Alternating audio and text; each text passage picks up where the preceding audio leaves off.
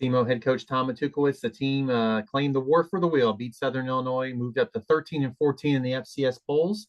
They got their non-conference game this week. Northwestern State will be coming to Cape Girardeau. So, Coach, just some thoughts on your team and its win over SIU, and we'll go to some questions. Yeah, just very proud of our team, how they played, and certainly have so much respect for SIU and Coach Hill and their program. It was a great environment. I think there's like 14,000 for the game.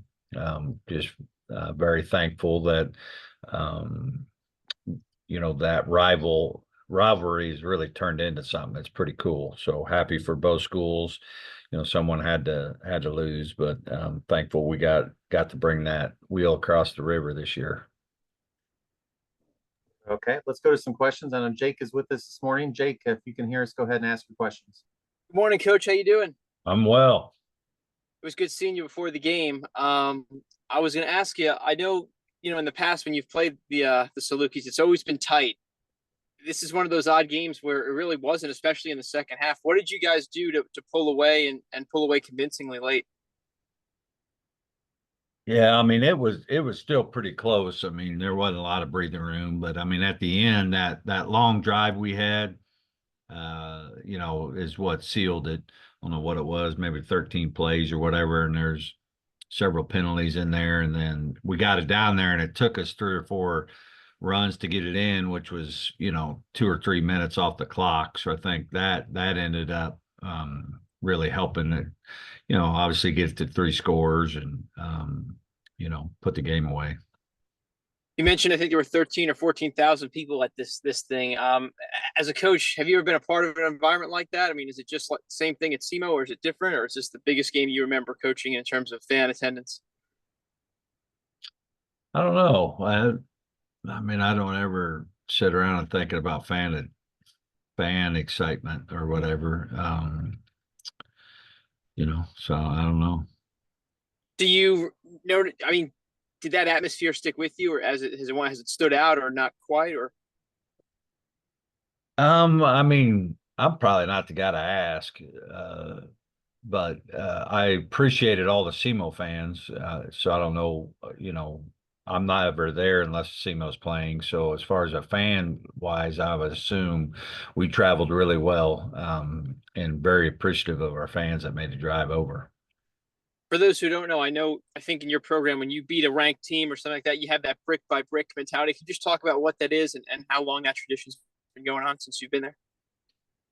Yeah, it's a brick yard, and so we're going to do that at 2:30 today. We get to put a brick up, and the 2024 team's legacy will live on in our building forever.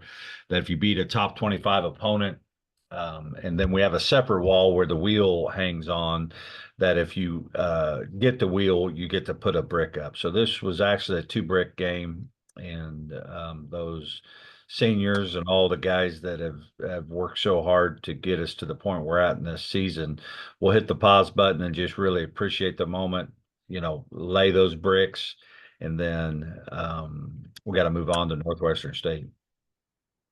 Given where your team is after the first month of the season, is this where you thought you'd be? If I told you before the season, sign up to be 3-1, would you like that? Would you disagree with that? Would you?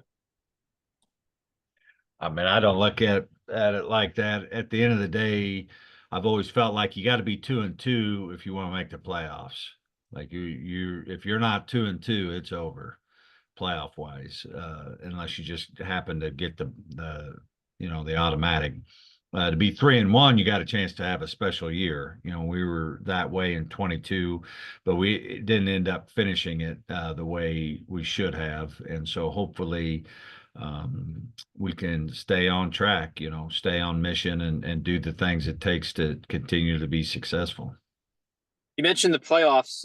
Not sure if you know this, but we're doing some research. Whoever's won that wheel game, the loser's normally out of the postseason that year. The winner normally is in the postseason that year. So not that you're looking at a stat or relying on any, past performance, but is it, how encouraging is it to win this thing and move into, continue to move forward with now a couple of wins under your belt, starting to stack them here?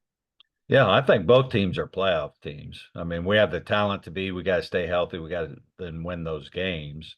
Man, how cool would it be to have another game? Better be in Cape, um, but that'd be a lot of fun to get to play your rival twice. Did they remind you of your team at all in terms of what it's like? Maybe I know you guys recruit the same players, just in terms of scheme and stuff. You look in the mirror and kind of see them, or not really? Yeah, I mean, I think pretty similar for sure. I think, they have the same kind of culture, same kind of core values, and believe in a lot of the same things. Um, and it's a well played game, so it's very entertaining. And then I know you wanted to move forward towards this week. I think it's family weekend for you guys, right? I mean, and kind of a mid-afternoon kick. Is this kind of family weekend kind of gets excitement back in town after playing there at home a couple weeks ago? Heck yeah, man! I'm fired up about a 3 o'clock game. These night games are hurting my love life, man. I got energy left at the end of those games, so I'm looking forward to a 3 o'clock game for sure. What about your players? Do they like playing under the lights? Do you think a lot of these guys would rather play early afternoon kick and have their nights themselves?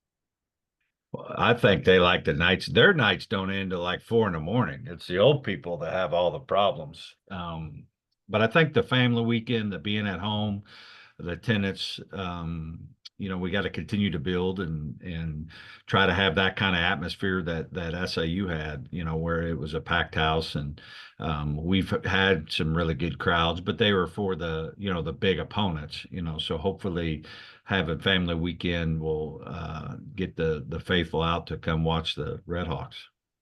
And you played these guys last year. I know it may not, or maybe it was a couple years ago, but I know it may not. The film may not matter, but I'm pretty sure you beat them badly when you played them last year. Do you rely on any of the old tape, or is it kind of not relevant anymore? It's not. I mean, it was 2 years ago. They had lost their staff and then a lot of transfers. So it's a different team. They have continued to play hard, play smart, even though they're not getting the results. So I'm pretty impressed with their coaching to keep a team that locked in with all the stuff that they've gone through and not getting any of those wins tells you a lot about their character. And just finally for me, I know when we spoke in the offseason, you said you didn't want Paxton to have to play Superman on every play or every offensive possession. And here we go again. He's winning player of the week, throwing it around the yard like it's nothing. How important is it for you to get? I know you had the run game going towards the end, and especially in that second half when you kind of carved out the clock. But do you continue to see this team being a pass first team through Paxton as opposed to trying to establish the run? I mean, we have to be balanced and we got to be able to run the ball. I mean, we're going to play teams that are going to say, "Hey, look, Paxton ain't going to beat us." All right, and we still got to be able to win that game. And so we're still not there yet. I was disappointed in our run game, even though it is improved. We got to continue to build skill that way. Thanks for the time, Coach. Appreciate it. Yeah, appreciate you, Jake. Coach, I wanted to play off sort of that, and at the end of the game, just the performance, like back to back to back scoring drives. You talked about taking some time off the clock. As much as any individual things, that was probably one of the keys to the game, right? Just scoring and wilting down the clock. Yeah, absolutely. We've kind of been a big play offense a little bit. Our time of possession isn't great, not that means a lot, but in a game like that, you kind of take everybody's will at that point when you're able to put on that type of drive, then follow it up. I think they went for it on a fourth down, and then we went right back down and kind of put the game away. So, we played well when we needed to. It literally felt like our seniors were not going to let us lose that game. It meant the world to those guys, and they got it done, man. And Dorian Anderson had a pretty impressive catch there early in the game, and he's just had some great games so far this season. Yeah. Yeah, man, he's having a great year.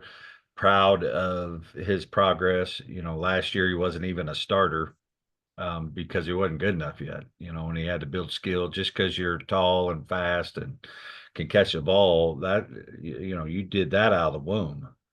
What have you done since you've been born to make yourself a better football player? And he's kind of embraced that, playing more physical, those type of things that here at SEMO, we really appreciate. Coach, congratulations on the win. Thanks for joining us. We'll talk to you again next week. Sounds good. Thanks for having me, Kyle.